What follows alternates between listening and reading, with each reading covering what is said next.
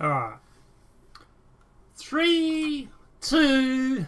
So guys, not a lot of news today, and I did the videos a bit later than normal, so I got to head off to work soon, so it's probably only going to be 2 videos today, sorry about that. But first, strawberry saboteur is caught. Boy is arrested after admitting putting needles in fruit.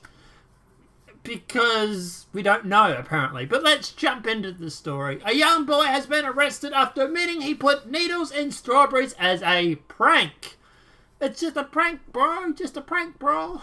The New South Wales detectives announced the arrest of the young boy on Wednesday afternoon after earlier revealing the contamination crisis across the country began entirely in the work of the copycats and pranksters. I don't believe that. I do not believe that at all, but let's keep going. Acting Assistant Commissioner Stuart Smith said the arrest had been made in the past few days.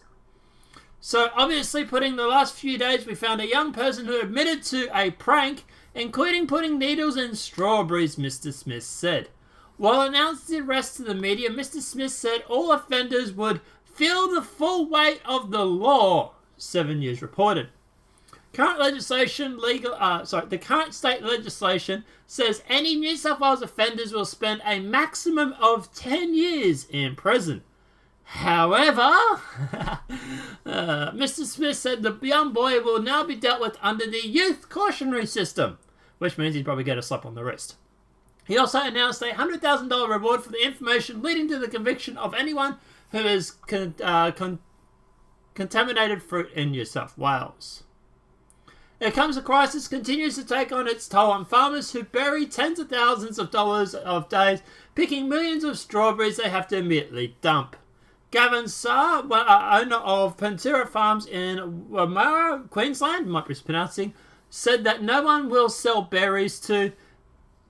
Said with no one to sell berries to, he had no choice but to ditch their stock. We're spending $25,000 a day just on labour to pick strawberries we're dumping, he told the Daily Mail. We had to harvest it anyway because as soon as we didn't. We had to harvest it anyway because as soon as we don't, every 2 or 3 days it gets rotten, disease, and the fruit flies come in and attack the whole crops. The second generation of strawberry farmers said even the stock they did manage to sell was below cost as prices plummeted. Some have stopped completely because they're burning cash every day and losing hope that it's going to recover quickly enough to get any of that money back, he said. Mr. Scurry, who was taking massive losses, he struggled to estimate, but worried small family farms wouldn't survive the crisis. Quote, this is the peak of season when farmers are paying off this year's crops. If they don't, well, they have no money to plant next year's, he said. The penalties for contaminating fruit were announced to be raised earlier on Wednesday, taking into account a potential saboteur's intention to cause harm. Prime Minister Scott Morrison has said harsher penalties were on the horizon for copycats, saying those responsible were idiots. Some idiots of his own reasons, some for her own reasons. He engaged in the act of sabotage, Mr. Morrison told reporters in Canberra on Wednesday.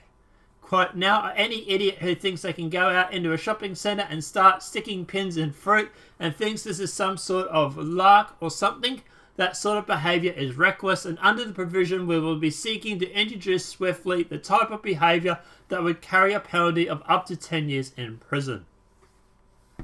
Mr. Morrison said he has spoken to the Attorney General and considered changing the laws. Now, under Mr. Morrison's new laws, anyone found guilty contaminating food would face a maximum of 15 years in jail from up to 10. Quote, it's not a joke, it's not funny, you're putting in the livelihoods of hard-working Australians at risk, you're scaring children, you're a coward and a grub, he said. And if you do that sort of thing in the country, we'll come after you and we will throw the book at you.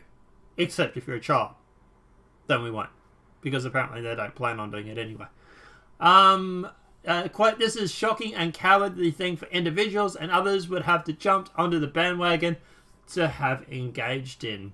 Mr. Morrison wants the law passed Parliament by the time it rises on Thursday evening. So New South Wales Premier Gidley Berkling, might be mispronouncing, has promised to stand shoulder to shoulder with the farmers. Quote, "It's beyond belief that anybody would deliberately sabotage fruit to aim and harm people in the process, harming our hardworking fruit farmers and the industry," she told Parliament.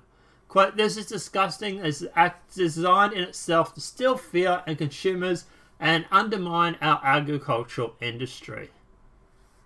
Quote, "It's also been reported Australian Federal Police were following up as many as 100 leads, majority of which were anticipated to be copycats or hoax. At least 13 people have gone public about finding needles in their strawberries since the man was rushed to hospital on September the 9th. Additionally, copycats put needles in bananas, apples, and according to customers, claim to have found them. Supermarkets were since Monday stocking strawberries again after pulling them from their shelves last week as a precaution. Brands whose targeted Berry Obsession, Berry Lucious, Donnybrook Berries, Delightful Strawberries, Love Berries, Oasis, and Mel's Black Label remained banned from supermarkets.